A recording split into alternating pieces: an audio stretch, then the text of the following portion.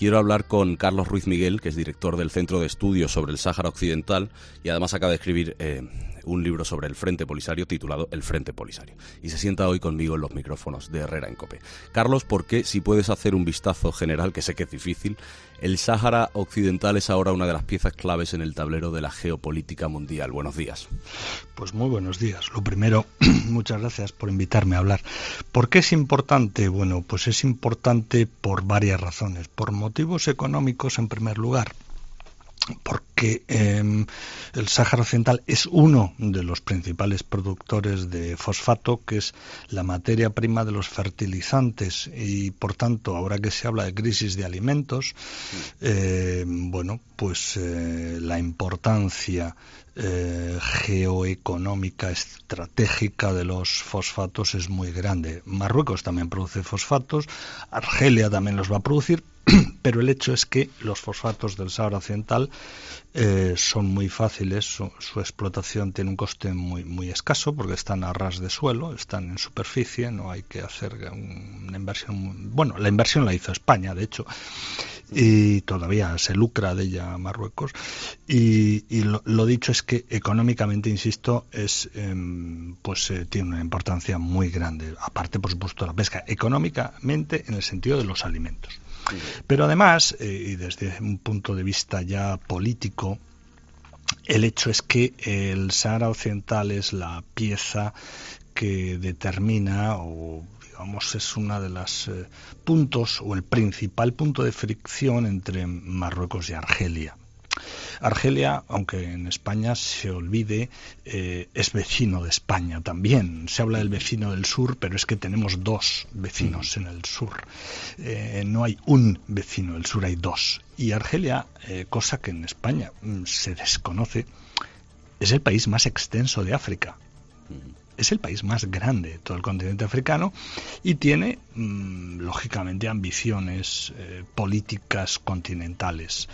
En este sentido, la resolución del conflicto no diferendo, como ha dicho Pedro Sánchez, del Sáhara Occidental, tiene una importancia muy grande para Argelia también. Y por eso todo este asunto, si a esto se le añade que Argelia es un país que ha procurado tener una neutralidad entre Estados Unidos y Rusia, aunque un poquito más inclinada hacia Rusia, claro, mientras que Marruecos ahora, no antes, está más alineado con Marruecos, porque aunque siempre se dice, no, es que Marruecos es aliado de Estados Unidos, bueno, hay que recordar que en la historia, años 50-60, Marruecos estaba también con unas relaciones muy buenas con la Unión Soviética, lo cual desmiente ese argumento de que había que regalar el Sáhara a Marruecos porque era un gran aliado de Occidente. Oiga, que apenas unos años antes había estado el rey marroquí en Moscú, cuando España, por ejemplo, no tenía relaciones diplomáticas con la URSS. Pero, bueno, no sé si con esto... Sí, que precisamente para entender un poco el conflicto quiero que repasemos parte de la historia.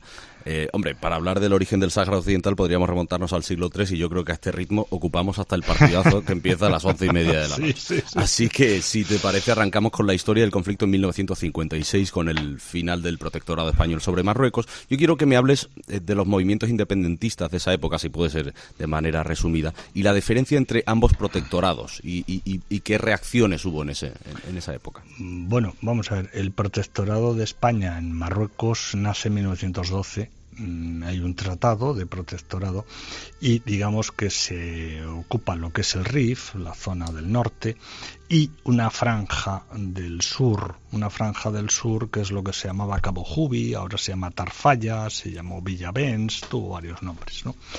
Pero la presencia del Sáhara Occidental es anterior y está basada en otro tratado muy anterior, que es de 1884, tratado hecho con las tribus independientes del Sáhara Occidental, porque el propio Tribunal Internacional de Justicia ha dicho que tenía una organización política independiente, es decir, que la mayor parte de las tribus del Sáhara Occidental no solo no estaban bajo soberanía marroquí, sino que ni siquiera tenían lazos de vasallaje. Algunas tribus tenían, pero la mayoría, y las que están en la mayor parte del territorio, no. Ni había soberanía de Marruecos, ni había lazos de vasallaje, ni de ningún tipo. Por tanto, cuando he escuchado algo muy lamentable, algún exministro como Bono decir esto, que no, es que esto era marroquí. No, mire, vamos a ver si se ilustra usted un poco, porque eso es falso y lo ha dicho el propio Tribunal Internacional de Justicia, no lo digo yo.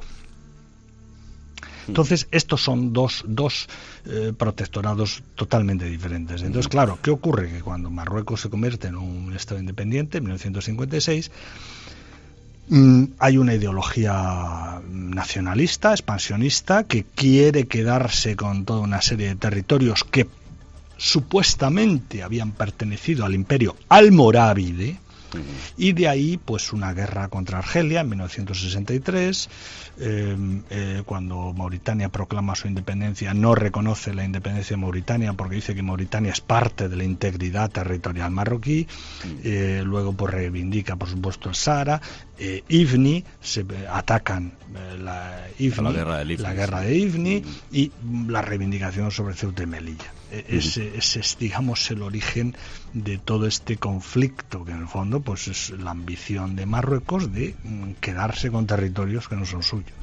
En 1973 nace el Frente Polisario, en un contexto en el que se hacen cargo de las proclamas independentistas, a lo mejor del pueblo saharaui.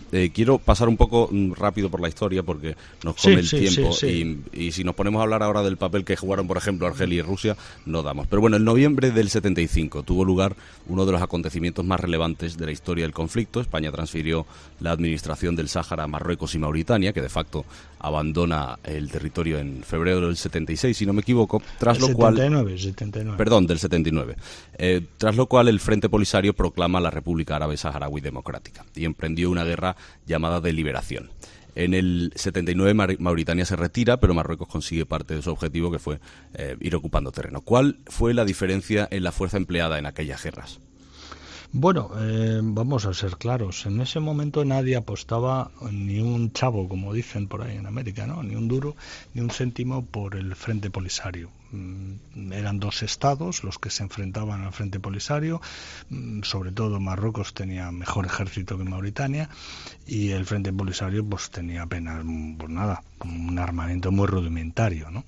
Y sin embargo el Frente Polisario se adaptó muy bien a la guerra en el desierto, empezó a recibir armas de Libia, que fue su principal suministrador, y lo cierto es que puso en jaque totalmente a los dos estados. Mauritania, como se ha dicho, pues firma la paz, no puede continuar con la guerra, y Marruecos solo pudo aguantar desde que empezó a construir los muros a través de los cuales impedía la entrada del ejército saharaui en el interior, en las zonas más costeras del Sáhara Occidental. Y esta es la situación actual. En este momento hay un muro que parte en dos, el Sáhara Occidental, la parte occidental, la que está junto a la costa, la controla Marruecos, la parte interior, mucho más pequeña, y con peores infraestructuras, obviamente, pues es la que está controlada por el Polisario de la República Saharaui, y es en este muro donde ahora se está desarrollando la guerra del Sahara desde hace 2 años.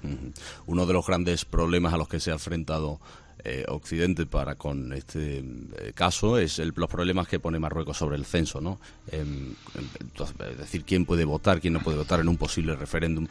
Yo me quiero acercar al plan Baker, porque James Baker, uno de los enviados del secretario general de la ONU, acabó tan quemado que dijo que no hay posible solución a la cuestión del Sáhara Occidental. ¿Sirve para algo el derecho internacional en este caso? Bueno, yo matizaría. Baker no dijo exactamente eso. Baker lo que dijo es que no tenía sentido seguir negociando, no que no hubiera solución. Él, de hecho, propuso un plan que, a mi juicio, sigue siendo a día de hoy, y además después de la resolución de hace unas semanas, yo creo que puede tener nueva actualidad. Él propuso un plan donde intentaba satisfacer las pretensiones de las dos partes, de Marruecos y del Frente Polisario, pero ese plan, pues por una serie de circunstancias, no se puso en práctica. Y la prueba de que ese plan era la última oportunidad es que desde que ese plan no se ha puesto en práctica, hablamos de julio del 2003, no ha habido absolutamente ningún avance y han pasado 19 años, lo cual es la prueba de que Baker tenía razón. Lo que Baker decía, y también es verdad, y se ha puesto de manifiesto, es que era imposible encontrar una solución negociada entre las dos partes, y que el Consejo de Seguridad tenía que imponer una solución, ¿no? Una solución, y él propuso ese plan como una posible solución. Yo insisto, creo que ese plan pues es bastante equilibrado, incluso un poquito favorable a Marruecos, y satisface de alguna forma los intereses de las dos partes. Sí que quiero matizar que en relación con el censo, no es verdad, a pesar de que se diga a menudo que no hay un problema con el censo. El censo está terminado, lo ha terminado la MINURSO. Es una de las pocas cosas que la MINURSO ha conseguido hacer bien. El censo se terminó en 30 de diciembre de 1999. Está ahí, está depositado en Ginebra, en la sede de Naciones Unidas en Ginebra. Es decir, cuando se dice que hay un problema con el censo, sí, claro que hubo discusiones, por supuesto, pero el censo se consiguió terminar. Y el censo está depositado en la sede de Naciones Unidas en Ginebra. ¿Qué significa el cambio de postura del presidente? Y cuando digo presidente lo digo a conciencia porque es importante diferenciarlo del gobierno. Bueno, pues el cambio de postura del presidente es muy criticable. Por cierto, también se dijo antes que esto nos alinea con Alemania y Francia. No es verdad, porque ni Alemania ni Francia han llegado tan lejos como el presidente Sánchez. Es decir, cuando desde hace unos círculos... Pero bueno, su postura siempre se ha... Sí, pero no. Siempre se ha favorecido más a Marruecos. Sí. Bueno, en el caso de Alemania, bueno, no. El caso de Francia, hasta hace poco sí, pero ya tampoco no. Es decir, que en este momento somos el único país europeo que realmente apoya claramente a Marruecos. En este momento estamos solos en Europa apoyando a Marruecos. Es decir, no estamos en el caso, por ejemplo, de Alemania, lo que Alemania ha dicho es que el plan marroquí es una base para negociar, una buena base. Lo mismo dijo antes y ya no lo dice ahora Francia. Francia ha dejado de decirlo. Y, sin embargo, Sánchez ha dicho, en esas palabras que se han reproducido, que es la mejor base para negociar, lo cual no es lo mismo que decir que es una base para negociar. ¿Y por qué digo que, bueno, lo de la resolución de hace unas semanas que se acaba de aprobar, 27 de octubre, pues hace 2 semanas prácticamente? Porque esta resolución desautoriza a Sánchez. La resolución del Consejo de Seguridad que se acaba de aprobar el 27 de octubre desautoriza al presidente del Gobierno y a su ministro de Asuntos Exteriores. ¿Y por qué? Porque ha dicho que las partes tienen que ir más allá de sus propuestas. Y si está diciendo que Marruecos tiene que ir más allá de su propuesta es porque la propuesta marroquí no es la mejor. ¿Se atreve a predecir algo